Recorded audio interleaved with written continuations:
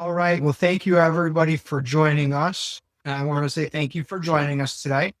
Our focus today is the review of hotel revenue management for casino resorts. If you work in operations, marketing, player development, finance, or another team that supports the casino organization, you are in the right spot. I'm Robert Levine. I'm our CEO at ComOps.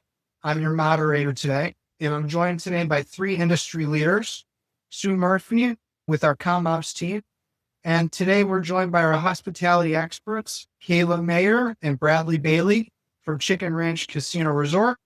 I'm going to ask maybe Sue, why don't you get us started, and then we'll kick it off with some quick introductions. Yeah, sounds good. I'll introduce myself to start. Thanks, Robert. As Robert said, I'm Sue Murphy, and I've spent the past few decades working in casino hotel revenue management, and I currently lead the revenue management vertical at ComOps. In my role, I focus on supporting and improving revenue management operations for our clients through strategy, process, and technology. I've had the privilege of working closely with Kayla and Bradley over the past year for some time now, and I'm truly excited to be here today to discuss their successes and the great work they're doing at Chicken Ranch. So thank you all very much. I'll pass it on to Bradley, Kayla. Or Kayla, if you want to go ahead and introduce yourself. Yeah, absolutely. So my name's Kayla. I've been working at Chicken Ranch Casino Resort for about 2 years, but worked for the last 10 years in hotels. Prior to working here at Chicken Ranch at the casino hotel, my main experience has been within hotels within the National Park Service. So it's been a very interesting transition into the casino style of hotels, but it's been a really great blessing. It's been wonderful to work with two of the team at ComOps and learning a little bit on what drives casino guests as opposed to recreational visits.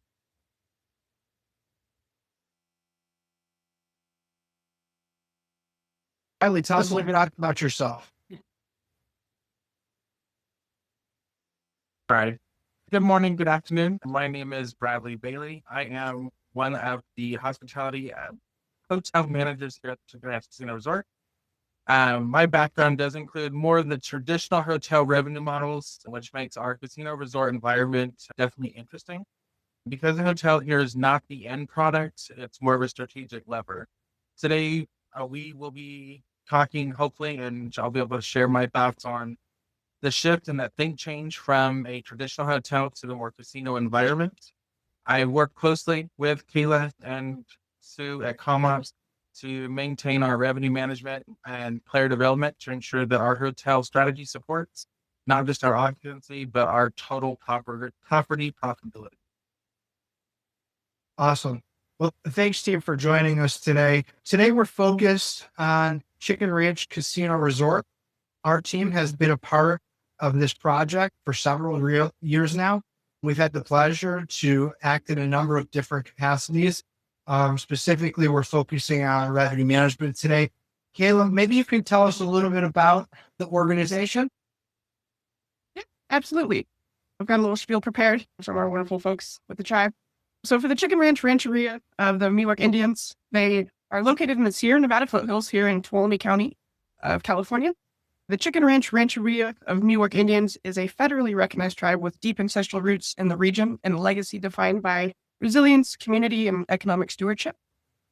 Since receiving the federal recognition in 1985, the tribe is focused on economic self-sufficiency through gaming, healthcare, and hospitality initiatives that benefit not only the tribal members, but also the surrounding community. They play a very big part in taking care of the tribal, or excuse me, the surrounding community, which is one of my favorite things about working here. Obviously, gaming has been central to the growth. They had one of California's earliest Native American bingo halls opening in 1985. And in July of 2024 is when we opened our beautiful new resort. It's 9 stories, has 197 hotel rooms, including suites, an expanded gaming floor with panoramic views of the Sierra Nevada foothills, and a collection of restaurants, bars, event spaces, reflecting the tribe's continued investment in growth, guest experience, and long-term community impact. That's awesome. But for the folks that aren't familiar with Chicken Ranch Casino Resort, please make sure to follow them and subscribe to their emails. The branding and the marketing associated with this property, even if you don't get to go visit, they sure have a fun time. So thanks, Kayla. Absolutely. All right, just a quick look at our agenda. We'll focus on 4 key elements over the next 30 minutes. And as I mentioned, we'll wrap up with Q&A. So we'll start by outlining the key segmentations within a casino resort. We'll talk about by leveraging those segments, how we can shift our focus to forecasting and dynamic pricing. The team will share with us key performance indicators that are critical that you keep on your radar. And then we'll wrap up with some best practices that the teams put together. So why don't you give us a quick overview of segmentation in the casino resort? Yeah, sure thing, Robert. So the casino resort segmentation, it's, for a casino hotel, it's interesting because, you do have all the segments that a non-casino hotel would have. You still have your transient, your OTA, your group sales, and that's kind of on this slide. All the non-casino segments are still intact and need to be managed and recognized and operated. But on top of that, of course, we have a large number of segments that are casino focused, and usually, well, for budgeting purposes and not as much yielding purposes, but certainly for budgeting purposes, you want to divide that into your casino comp and your casino cash. And in those casino cash and comp segments, they're further what we call yielding segments, that are worth based, which is another level of complexity. And that's generally what we yield to. So yeah, the casino, I always say casino hotels are just like regular hotels plus, because they're so much more complex in some respects. So, and I don't know, Bradley, Kayla, if you found that in your experience coming, from a non-casino background, maybe you've observed that as well. Yeah, I can speak a little bit to that, in terms of the history of the national park. Definitely, obviously, we don't have a lot of different avenues of segmentation. Typically, that direct and OTA are the two biggest drivers, especially the OTAs with all of the international travelers that we have. But in terms of, those other segments, they really don't exist in the National Park Service kind of world.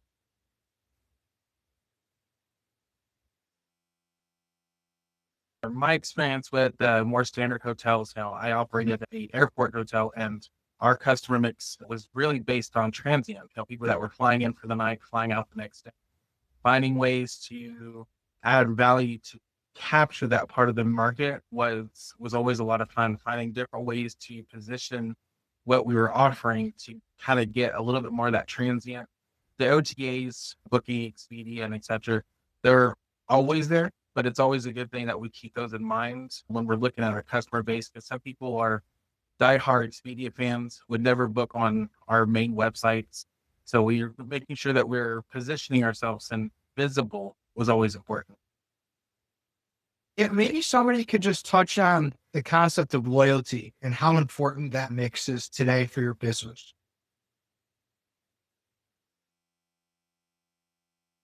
I think it's very important. Loyalty, yes, especially here now at the casino. We've actually reduced our transient bookings by about 40% year over year, but we've actually increased our segmentation booking for players by almost 1,600% in that same time frame. So we have turned a lot of our transient players and transient guests into repeats, not just hotel guests, but resort patrons as well. That's fascinating. And then Stu, I know not all casino guests are created equal. We talk a lot about different loyalty tiers, but as it relates to pricing, we don't always use loyalty tiers. So can you share a little bit more about how we segment within the casino environment? Yeah, and that's a really good point, Robert. So the loyalty tier, which is your cumulative worth over a long period of time, is a valuable metric to look at. But when it comes to yielding casino hotels, really what we focus on and what Chicken Ranch focuses on, and a lot of casino hotel properties look at, is an average worth of the guest. So you can understand what they're going to deliver for, a nightly value, basically, to really be able to yield appropriately for any given night. The formula can vary depending on what the property chooses to do. Usually the database marketing team is very involved in that.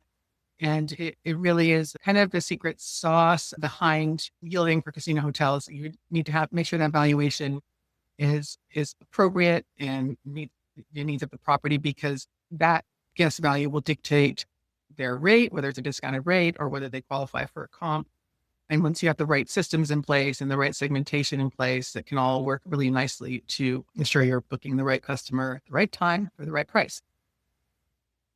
Robert, I think the biggest term that I've learned here is what we call the reinvestment amount. And that's what we reinvest into our player segments, into our transient guests to get them into those upper two boxes. And that's what's really led into that 16% or 1,600% growth in our player segmentation, is because that we focus on reinvestment. And it's not so much what this person is worth and the value that they bring, but it's how much we're willing to reinvest in them. And that gets them to then reinvest back into the resort, and it keeps the community going around. That's wonderful. Anything to add before we switch gears to pricing, strategic pricing? I'm sure you did such a great job leading us off on the last slide. Can I delegate to you? Can you introduce us, the audience, to dynamic pricing? Yeah, certainly. So, dynamic pricing is it's basically yielding to your demand and having a fluid pricing strategy. So you're not beholden to fixed rates. You're not, first come, first serve. Obviously the worst case scenario, you don't ever want to do that, but it's making sure you're priced appropriately for your demand. And when it comes to casinos, especially complicated because you need to be priced for each segment and ensure you're getting the right guests in. Like ultimately with casino hotels, we want to make sure top customers, our most valuable customers, have rooms on those highest demand dates. Having the right tools in place, like in our system, like Duetto, for example, allows you to ensure your pricing, you're able to execute on dynamic pricing, and you have an appropriate demand forecast, which allows you to set that pricing. So it's like about having a dynamically priced transient rate, but also when we say strategic casino offers, that's also dynamic, right? They're not fixed offers, but as Bradley and Kayla know well, it could change in the day, for the day. A guest that was getting a comp may not get a comp anymore. If you're truly dynamic, you're able to really maximize your revenue based on your demand. So I hope that, that's a probably high level summary, but if you can imagine having a fixed offer that's just always open versus dynamic, it's certainly a major improvement. It's definitely been something that's been, I don't want to say the hardest thing to wrap my head around, moving into the casino hotel side of things, but especially with my background, again, in the National Park Service, technically 9 months out of the year, our rates are determined by the government, the National Park Service. So there's not really that, daily manipulating of the rates. It's essentially, they let us know based on what our property value is, what the rate should be, not necessarily what the market value is or what the demands are. There's a little bit of flexibility in our slower months, but yeah, that has been one of the most neat things that I've really been enjoying learning about in terms of the casino side. And it's been really wonderful working with, the Sue, your team, SHR, Duetto. It's been really, really awesome combining all of those tools to help us be successful.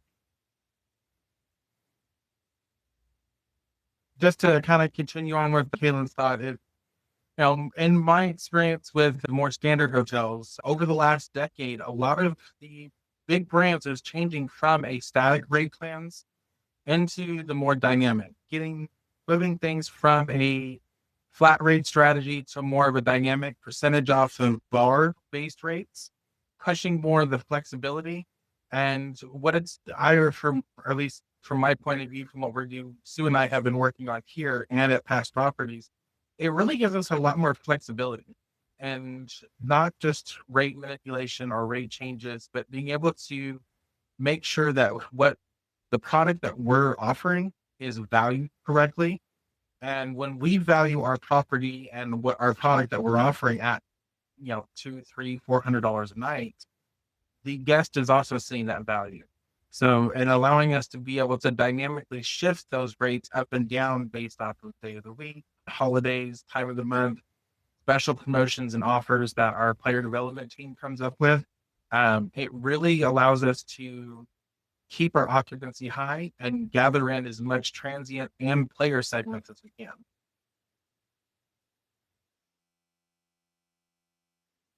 I gotta say, it sounds like a very complex kind of program. And I think from my experience, it actually is. But maybe share how you all get the rest of the team on board.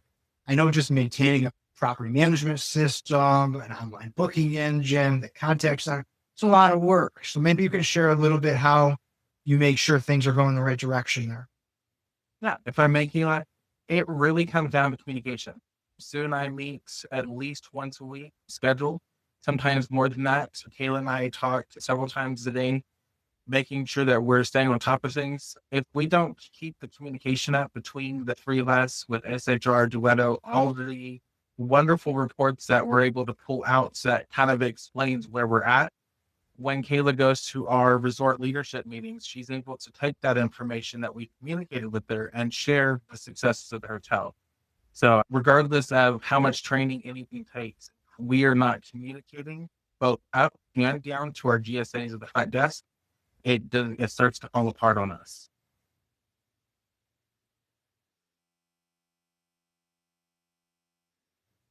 Both Kayla and Bradley really have been the reason for the success at Chicken Ranch, because they embrace the dynamic yielding so thoroughly and communicate it and make sure everyone's on board. It's been a huge success for them. So kudos to Kayla and Bradley. So I know on the KPI slide that you're going to talk a little bit more about worth per available room. Maybe you can lead into it here just a little bit and talk about how you use dynamic pricing and dynamic availability to determine who's actually most ideal for a comp room on any given night, or a discounted room, or full cash room on any given night. Yeah. So, it all comes down to the demand forecast and being able to react to that, and having that dynamic pricing and the systems in place to set that pricing for all segments. As we've been talking about, it's pretty complex, but having the tools and levers in place to react to your demand is really key. And so when you're able to set pricing based on projected demand and what level guest, you're yielding to, essentially, it does help you maximize your worth per available room, expected gaming revenue and cash revenue from guests. So that combination is what, for casino hotels, is kind of the true marker. It's not just a standard RevPAR number, but it's a WorthPAR number that we have to look at. And having the dynamic pricing allows you to maximize your worth from guests. Thank you, Sue. Kayla or Bradley, one area that I know many casino resorts have struggled with in the past is making sure that the team and player development has the tools to be successful to get their customer there when they need to get them in at the right time. Dynamic pricing and availability can sometimes almost recommend that player development might not allow a room to be comped on a peak weekend, and might be trying to shift that demand to a different day of the week. Do you have that dynamic at Chicken Ranch Casino? And if so, how do you kind of navigate that with player development? We work obviously very closely with our player development team. We've set aside a certain block of rooms for them specifics throughout the week. So regardless of, what the holiday weekend may look like, midweek, they'll always have a certain amount of rooms, and they do an excellent job in identifying amongst themselves their players that determine for those rooms. We also partner with them on our bigger events. We just had our New Year's Eve party. It was a wonderful event geared mostly to player development. So we did reserve a decent chunk of rooms for them. But again, seeing that reinvestment from that player group that came in definitely made up for maybe the amount of rooms that we had offered them. But yeah, no, it's always just constant communication with that team. They're wonderful to work with. They know who to bring in, who to give these rooms to, and it really benefits both sides. Thanks for sharing that. I know having a team that communication is really important. All right. If anybody has anything else to add, let me know. I'm going to flash forward to some best practices. All right. I'm counting on the three of you to help give some tactical action items folks on the phone can take back with them to their team to improve their revenue management strategy. So who wants to go first? What best practices do you have for casino operators that are adding a new hotel tower or have one, but want to improve the return on investment of how it works?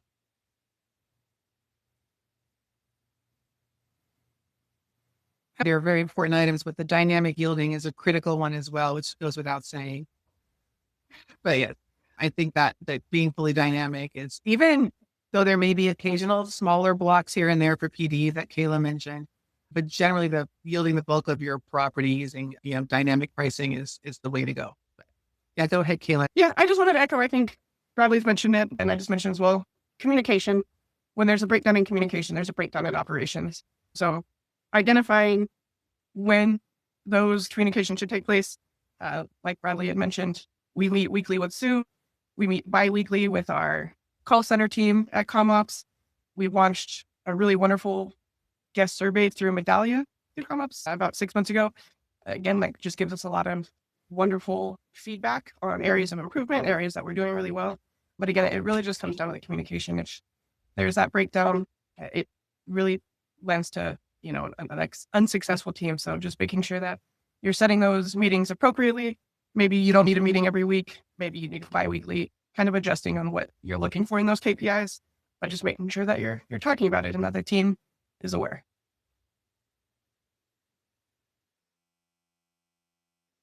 Piggyback on what Kayla said, one of the things that I will champion until I am no longer allowed to work, use every resource available. I'm constantly telling my team that when they're taking care of guest complaints, guest compliments, when they're trying to resolve a guest issue, whether it's at the hotel or one of our restaurants, we have a lot of tools available. And it's very important that we're using everything we can.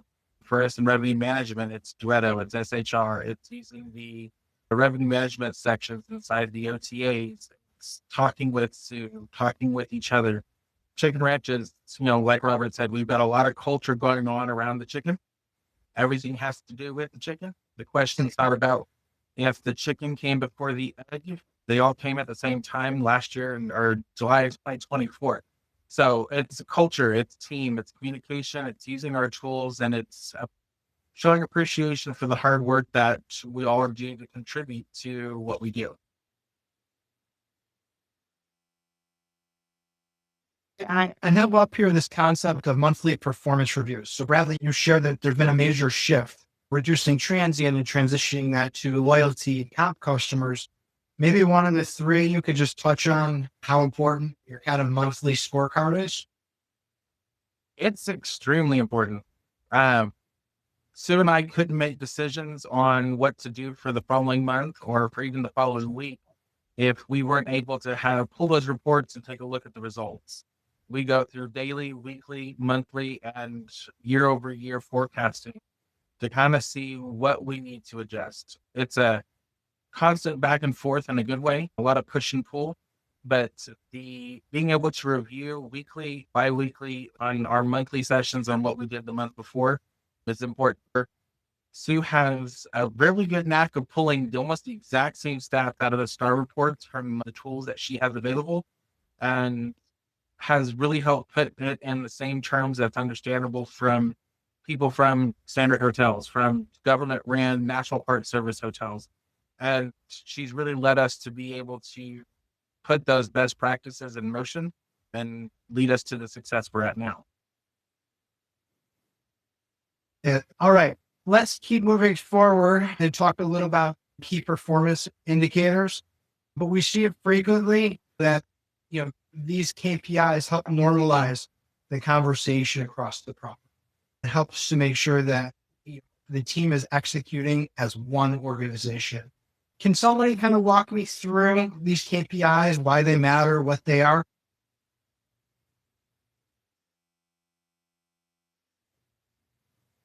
I can start us off. So we touched on WorthPAR, and I mentioned that that's like my one gold standard for casino hotels. That's the one I always focus on. It's your worth per available room, which is a combination of your expected gaming revenue, or in some cases, depending on your level of data access, realized gaming from hotel guests, plus the cash revenue, which is true money spent, divided by rooms available. And that's really just an extension of RevPAR or total par or TrevPAR that a lot of regular hotels look at, but it has that casino worth within it. And ultimately, that's the gold standard, as I've said. RevPAR for casino hotels also relevant, but again, without looking at the gaming worth, you're missing a big piece of the puzzle when up to 60% of your room nights are comp guests, potentially, depending on the property, right? But RevPAR also valuable. Total gaming revenue, that's from hotel guests, also a good metric to look at. That's a little trickier depending on the data systems you have in place and the data architecture. If you're able to get that for hotel guests only versus total gaming revenue just overall for the property, which is also very important. And then, of course, occupancy and ADR speak for themselves. But really, if you occupy Yeah, the occupancy on its own without the worth per available room is not the full story, and neither certainly ADR is not either. As I always say, you can't take ADR to the bank. So, yeah, but go ahead, Bradley and Kayla, feel free to elaborate or expand on that, or which metrics are most valuable to you. Certainly, as you're, as leaders of property. I look at more of the occupancy rate and the ADRs on a daily basis. I do take the ADR based off our cash on the breakdown, the cash occupancy. So here at Chicken Ranch, we are currently operating at about a 45% occupancy for cash reservations, 55% of them on comps. So knowing that when I'm looking at my occupancy rate, I can use that ADR to kind of see where I am strategizing and positioning ourselves on a cash basis for transient rates. What we're doing at the OTAs, what we're selling through our contact center and through our internal booking engine and things like that. When I know those numbers, it makes it a little bit easier for me to be able to understand the WorthPAR that Sue talks about often. And thank you, Sue, for explaining that. That was probably the hardest thing that I had to learn when I switched over to casino resorts. It makes it make more sense in terms of the reinvestment value and the segmentation that we do for the players. And see it on the screen here, but when I worked in hotel operations, something that was really important to me, we called it CPOR, cost per occupied room.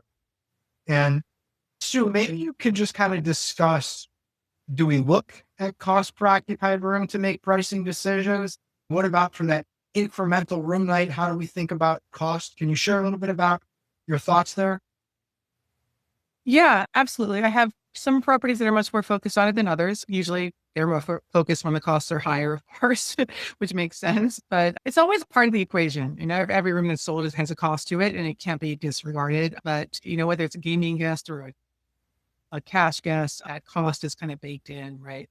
But I think ultimately when it becomes important is how, I hate to use this phrase, but how low can we go?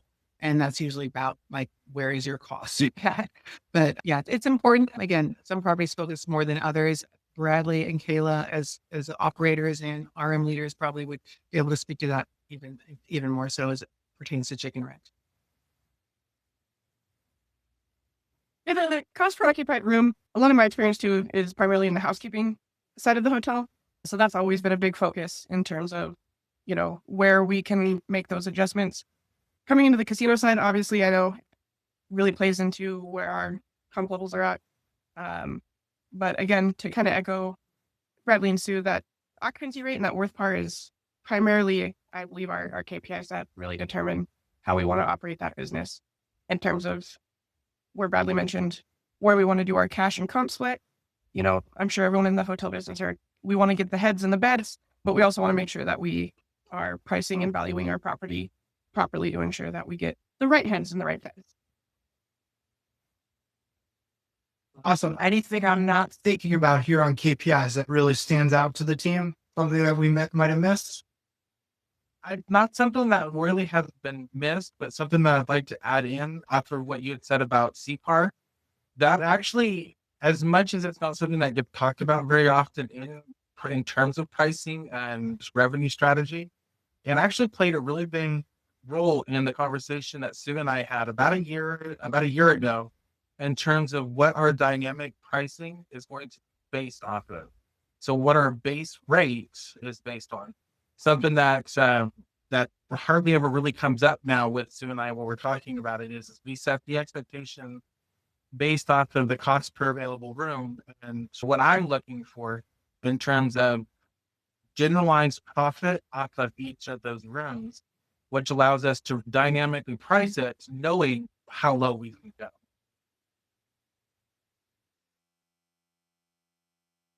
All right. We have come to the point where we can start. We've got some really good questions from the audience we can start working through. So for those folks that are on the call, please use this as an opportunity to get any additional questions in. I just want to thank, before we do questions, the team at Chicken Ranch and Sue for joining us. Some of the things that I wrote down as kind of key observations. Segments, not all are equal, and strategic plans can help dictate what percent of each segment is going to be focused on in the upcoming year.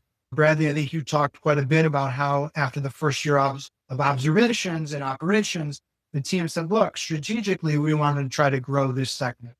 And you do that by understanding kind of the trends and ultimately the worst per available room of those segments. We pivoted and talked a little bit about dynamic pricing, using this as a tool to really shift the demand to where it's needed most. So comp criteria or comp thresholds might be higher on a weekend, and that's to incentivize those lower segmented comp customers to come in on a Tuesday night. So we talked a little bit how dynamic pricing and availability could be leveraged. I know we tossed around the word duetto a couple times. For those folks that aren't on the phone call, that's just one of the tools. There's several that are available that can help forecast and price your inventory. I also had a note here that we talked about SHR. There's several tools out there. SHR is the one that the team at Chicken Ranch chose, which helps customers book online comp rates and casino discounted rates. That's on their line online. And then we talked a little bit about best practices. I think we heard in the entire presentation, communication is critical. Making sure that your partners and your internal team are aligned on the right goals and having that open line of communication. And then last but not least, we reviewed KPIs that matter. I think if we had to vote, we'd say worth per available room is the key differentiator here. Most casinos are not actually tracking that. That's been my observation. So as a reminder, worth per available room is total gaming revenue from check-in to check-out, plus any cash room revenue divided by available rooms. It's a key differentiator to know if your casino hotel is successful or not. Now let's kind of pivot into questions that we got. The first one here is we have a medium-sized casino. I don't know what they define as medium, but the hotel has under 100 hotel rooms. We're almost always full, except in the middle of the week when it can be a little bit slower. Will active dynamic pricing and revenue management make an impact for their casino? And I guess why?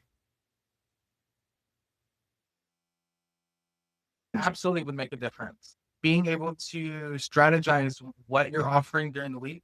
Case in point, here at Chicken Ranch, we offer a much more attractive rate during the slower days of the week to make sure that we're filling up the hotel as much as we can. Not just a head and bed strategy, but making it cost effective, because it's also driving more patrons to the casino floor as well by filling up those rooms.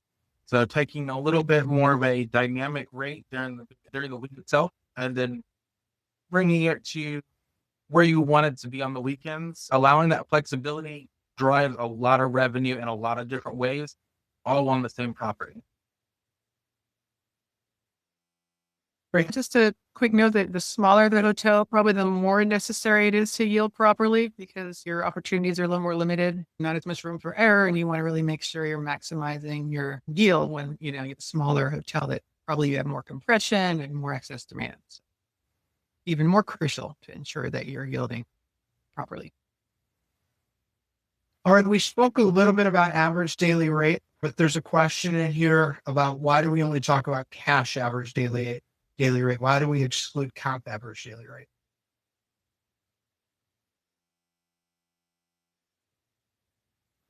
You really want to understand your pricing for like what Bradley touched on when he spoke about KPIs. If you want to measure your ADR and its performance, you really need to isolate it from the comp revenue, because you want to understand what your actual segment, what your customers are actually booking, which would be your cash ADR.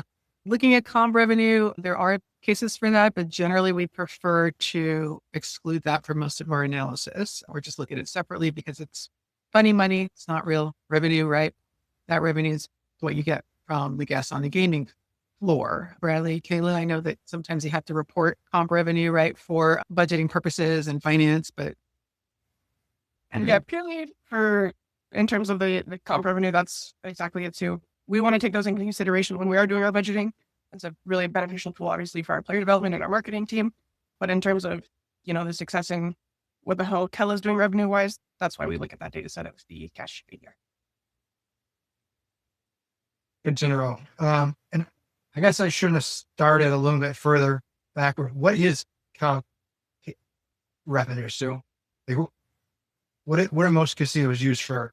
Is it a defined rate? Like what is comp revenue? It can vary. Sometimes it's a set rate. More and more now, some of the Vegas properties, they actually price their comp rooms more like a transient room. It's not real revenue no matter how you price it, but it's just a rate that's used for, to assign to your comp room nights. And it can be a fixed rate by day of week. It can be slightly dynamic in some cases. I haven't seen that very often, but that's becoming a little more popular. But yeah, it's just a price you assign to your comp rooms. Got it. As you know. All right, a quick question. We talked a little bit about casino segments, and we talked about, I guess, 4 different segments, but we also talked about within the comp segment that there's different thresholds of who gets a complimentary room and who pays a rate. Should each one of those segments be equal? No. I think it's really important to especially based off what I've learned in the last year and a half with Sue and here at Chicken Ranch. Those player segments should definitely not be equal. Each of those segments can have a different reinvestment value based off of that play, especially when you're looking at it in terms of a full month. Someone who's at one of the top player segments could be putting into the casino several $100,000, and halfway down that list of, say, if you had 15 player segments, segment number 11 may only be putting $500 in. There's still someone that we want to reinvest into and provide a comp room so we can still get that play up even higher if we can. However, the monthly revenue that each segment brings in has to be looked at individually for the player segments. That way we can dynamically apply comps to the different player levels based off of our reinvestment schedule. And just like any type of investment program that you would run for even your personal finances, you want to take the risk and reward and make sure that we're balancing those with the different levels of players. And the good thing is here at Chicken Ranch, we have 4 layers of actual player rank, but each of those ranks are then split up into multiple player segments that determine comp value. Sounds like a tremendous amount of effort, but I know that the amount of return on investment the team at Chicken Ranch Casino Resort is getting is tremendous. All right, I think that wraps up. Let me just double check all of our questions. Maybe we could just end with a final thought or recommendation for those folks that are on the call. Sue, maybe I'll call on you first. Any final thoughts you wanted to share with the group? Oh gosh. All right. I think I'm going to reiterate the importance of dynamic yielding and the fact that it is possible for casino hotels to really be fully dynamic and make sure that you are maximizing your yield based on your demand. If you have the right systems in place, you're communicating, as Kayla and Bradley both said, and you're making sure that you're all aligned. But there is a way, and it's definitely the right way to yield your property. Bradley or Kayla, any final thoughts for the group? I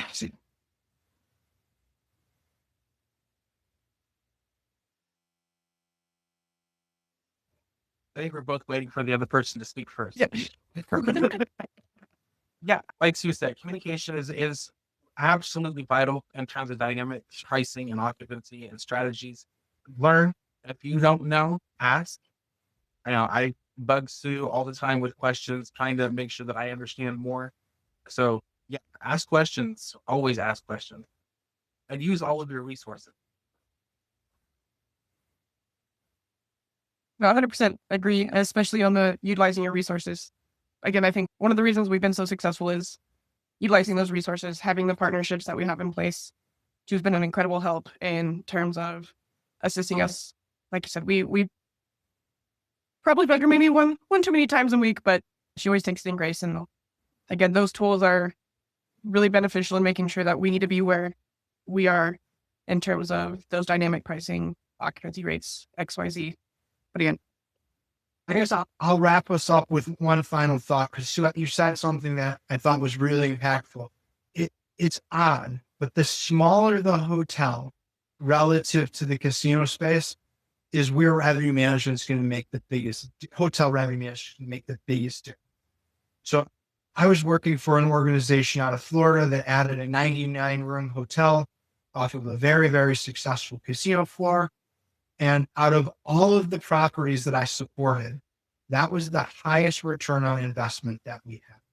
The amount of demand for 99 rooms on a Friday or Saturday night was tremendous. And without an active revenue management forecast and pricing solution in place, whoever spent the night in those rooms would have been the first person that called. And often we know the last person that calls is typically the most valuable customer. So being able to forecast that call is going to come, and having the confidence to raise pricing or tell other customers that you're sold out, that is the art of revenue management. We'll send this out shortly. And if you have any questions, don't hesitate to reach out. I'll speak on behalf of Bradley, Kayla, and Sue. I'm sure they would welcome your message on LinkedIn if you have any further questions or via email. Thanks again, everybody, for joining us. Kayla, Bradley, and Sue, fabulous work. Thanks again. Thank you, moderator. Take care.